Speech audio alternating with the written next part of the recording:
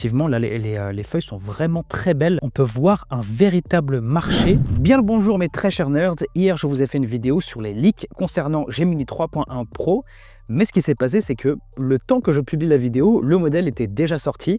Du coup, maintenant, c'est l'heure de faire les tests. Sachant que désormais, il est accessible directement sur Google AI Studio. Vous allez pouvoir le tester dès maintenant. Hier, justement, je voulais pas vous parler des benchmarks parce que c'est vrai que régulièrement, quand les modèles sont pas encore sortis, il y a beaucoup de conneries. Et on peut voir que sur la plupart des benchmarks, ils le surpassent complètement. Donc là, par exemple, on a le Humanity Last Exam. On passe de 37,5 à 44,4. Sur le fameux ARC AGI2, on passe à 77,1% pour 31% pour Gemini 3. Mais c'est pas tout, si on regarde maintenant le SWE Bench Verified, on passe à 80%. Livecode Bench, c'est pareil, il le surpasse complètement. Je vous mettrai de toute façon les liens dans la description, comme ça vous pourrez aller checker les benchmarks plus en profondeur. Et nous, on va pas perdre de temps, on va le tester directement sur quelques prompts. Laissez-moi vous parler du sponsor du jour, Magic Light. C'est une IA qui permet de créer des vidéos complètes à partir d'une simple idée. Vous écrivez un concept et elle génère automatiquement le script, puis toute la vidéo. Je vous montre ça. Là, on est sur l'interface de magiclight.ai. On va faire directement Story to Video. On a notre script de scène de science-fiction que je viens de coller ici. On va pouvoir faire expansion, comme ça va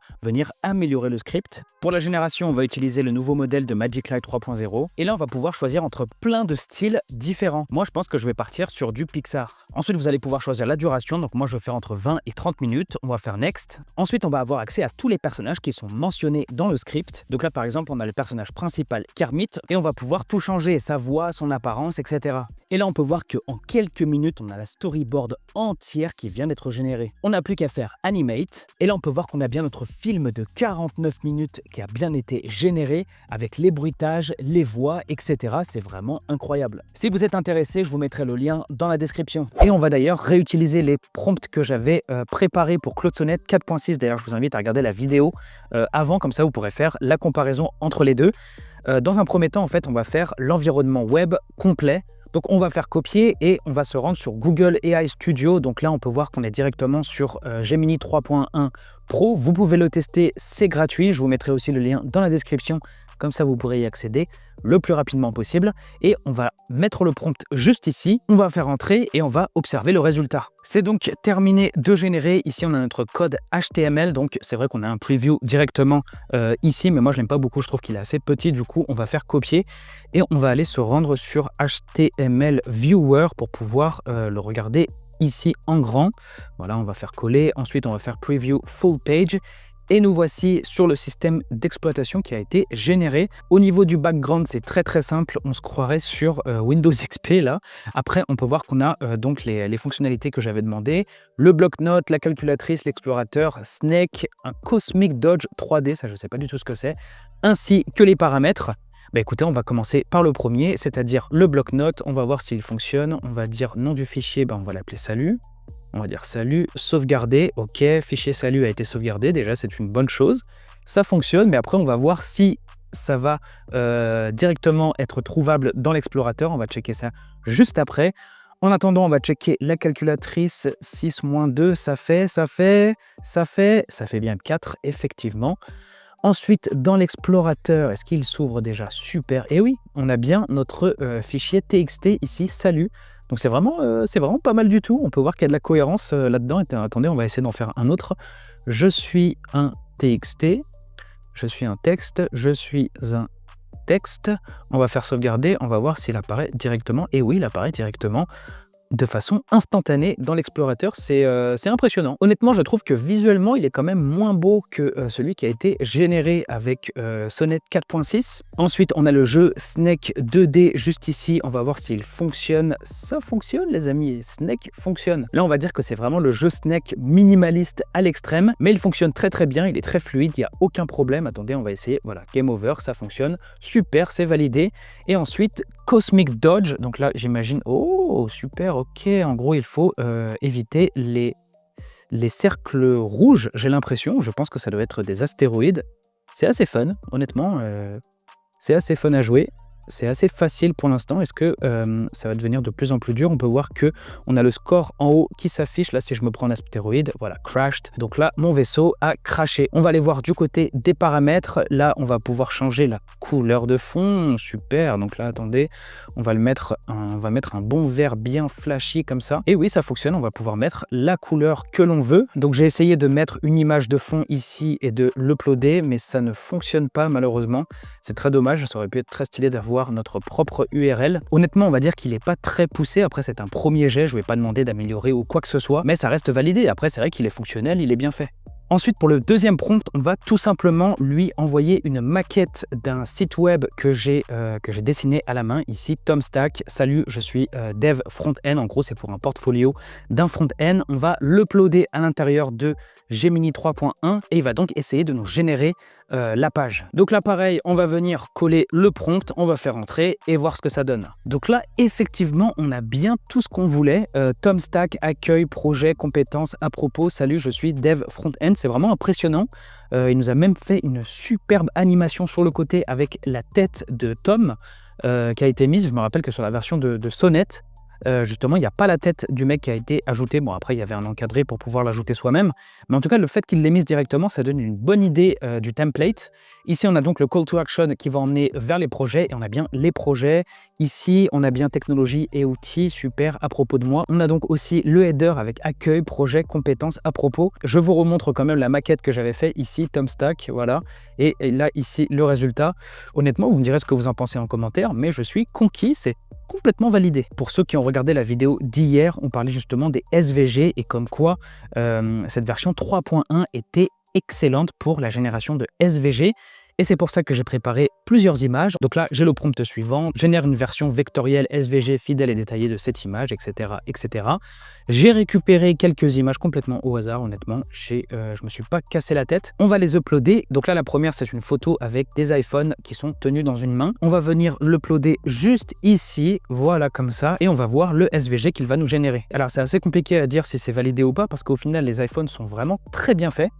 Par contre, la main qui les tient, là, il y a vraiment un problème avec. Donc, pour en avoir le cœur net, le mieux, c'est de l'essayer encore sur d'autres prompts. Donc là, je vais envoyer une photo d'un petit singe super mignon comme ça dans la savane en train de regarder la caméra tout simplement. Il nous a généré le code. Alors là, c'est pareil, c'est très dur à dire parce qu'on a du très bon et on a aussi du moins bon dans le sens où il y a des super effets de flou ici sur les feuilles qui sont très bien faits, honnêtement. Par contre, la tête du singe, elle laisse vraiment à désirer. On peut voir qu'il n'a qu'une seule oreille. Là, je ne sais pas pourquoi, il a une espèce de teinture blonde. Au niveau des yeux, il a l'air très fatigué. Et là, au niveau du nez, c'est un peu un mélange entre un chien et je ne sais pas quoi d'ailleurs. Donc honnêtement, j'aimerais dire que c'est validé, mais d'après les résultats qu'on avait vus sur X, j'avais vu des SVG qui étaient absolument magnifiques. Et là, pourquoi ça ne me fait pas des trucs aussi beaux? J'ai pas envie d'abandonner tout de suite, on va lui donner un troisième SVG. Cette fois, on va lui donner un truc qui a l'air beaucoup plus simple à générer, c'est une fusée chinoise. On peut voir ça avec le drapeau chinois juste ici. Donc on va venir uploader pareil la petite fusée, enfin la grosse fusée plutôt, et on va lui donner le prompt, on va faire entrer et j'espère que cette fois ça va être pas mal quand même. Et nous voici donc avec le SVG de la fusée qui est par contre là magnifique.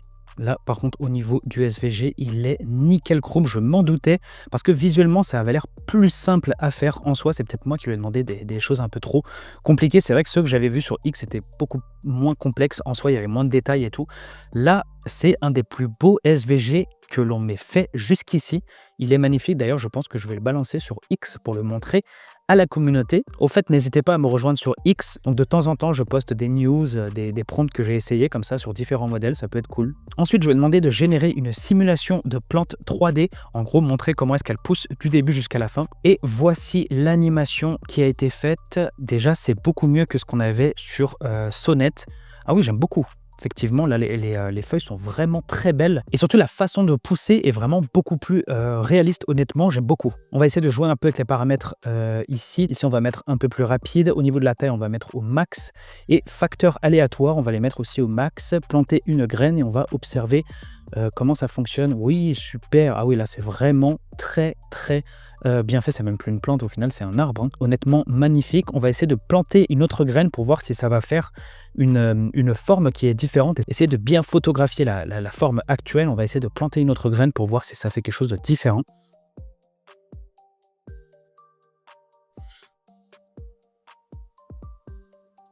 Et oui, en fait, à chaque génération, ça fait une pousse qui est différente. C'est vraiment top, c'est bluffant. Ensuite, le fameux jeu de Tower Defense Zombie 3D. Donc, pareil, là, il vient de terminer de le générer. J'ai hâte de voir ça. Zombie Défense 3D, les zombies attaquent votre base, placez les tourelles sur l'herbe et des mines sur le chemin pour les arrêter. Ça a l'air super. Allez, on va faire jouer. Ok, donc là, on a les zombies qui arrivent. Waouh, ils arrivent très très vite. Attendez, je vais essayer de mettre quelques tourelles. Alors là, au niveau du gameplay, il est carrément mieux que celui qu'on avait vu sur Claude Sonnette. Le jeu est honnêtement très très fun, la prise en main elle est superbe, le gameplay aussi c'est fluide. Je passe carrément un bon moment. Attendez, on va essayer les mines explosives, on va essayer d'en mettre une juste ici, ça fonctionne super bien. Là on peut voir au niveau de l'or on a 290, je vais rajouter un sniper ici pour essayer de les abattre. Ce qui est bien, c'est qu'on peut voir que au fur et à mesure des vagues, le niveau de difficulté augmente automatiquement. Là, je vais être honnête avec vous, c'est un excellent tower defense. Après, on va pouvoir ajouter des fonctionnalités où on gagne de l'XP en fonction du nombre de vagues qu'on réussit à éliminer. Après, on va pouvoir débloquer des armes supplémentaires, etc. Ça peut être une très bonne idée. Ça peut être une très bonne idée de projet. Et enfin, mes chers amis, un prompt que vraiment j'adore, que j'avais déjà fait il y a assez longtemps sur un autre modèle, je ne sais plus du tout lequel c'est, je crois que ça remonte à 6-7 mois, un truc comme ça. C'est une scène 3D en Mésopotamie d'un marché en fait. On va pouvoir se balader dans le marché, en tout cas si ça fonctionne. On va pouvoir se balader dans le marché, voir les gens en train de parler entre eux, de vendre des objets avec vraiment de la vie. Ça serait vraiment super qu'il arrive à reproduire ce village mésopotamien. Et c'est pour ça que je le garde comme un dessert à la fin du repas, parce que s'il arrive à le faire, c'est vraiment magnifique. Le grand marché, cliquez ici pour plonger dans l'Antiquité. Là, je ne sais pas si vous voyez ce que je vois là, mais je suis subjugué, les amis. Je ne m'attendais pas à tant. Je m'attendais à un truc stylé, on va pas se mentir, mais je ne m'attendais pas à tant. On peut voir un véritable marché avec des PNJ qui se baladent, qui vaquent à leurs occupations. C'est exactement ce que j'avais en tête. Regardez-moi ça, les gens ont des chapeaux, il y a de la poterie. On va essayer de voir sur les étals ce qu'ils vendent. On peut voir qu'il y a des épices qui sont en train d'être vendues. Regardez-moi ça, il y a du safran. C'est incroyable. Regardez-moi ça, les dromadaires qui bougent leur tête, qui respirent. Il y a vraiment une animation de respiration sur les dromadaires. Je suis subjugué. Vous me direz ce que vous en pensez en commentaire, c'est incroyable. Donc là, j'ai un peu peur de m'approcher des gens. J'ai peur qu'il y ait des problèmes de collision en fait. Je sais que ce genre de génération, ça peut bugger de temps en temps. Regardez-moi ça, encore de la poterie. Waouh, une femme qui a failli me foncer dedans. C'est un plaisir d'avoir réussi à générer ça d'un seul coup. C'est incroyable. J'aurais adoré qu'on puisse rentrer dans les maisons et découvrir un peu ce qu'il s'y passe. Bon, vous allez dire que j'exagère. Bon, c'est sûr que j'exagère un peu, mais là, ça me fait penser en fait à Assassin's Creed Origins en Égypte. Ça me fait un peu penser à ça. Et on peut sprinter, je viens de le découvrir. Et voici donc la structure, le temple de Uruk, qui est incroyable. Il est magnifique, il est majestueux. Si je continue à le travailler... Ah, regardez, là, je suis bloqué, je ne peux plus me déplacer. C'est justement de ça que j'avais peur. Donc, c'est la fin de la découverte, mais c'était incroyable. Je pense que je vais continuer à le travailler et quand il sera beaucoup plus poussé, je le mettrai sur X pour que vous voyez le résultat. Voilà les nerds, j'espère que vous avez apprécié cette vidéo. En tout cas, pour moi, c'était incroyable. J'étais très heureux de vous la faire. On se retrouve très bientôt. Je vous fais de gros bisous. Ciao.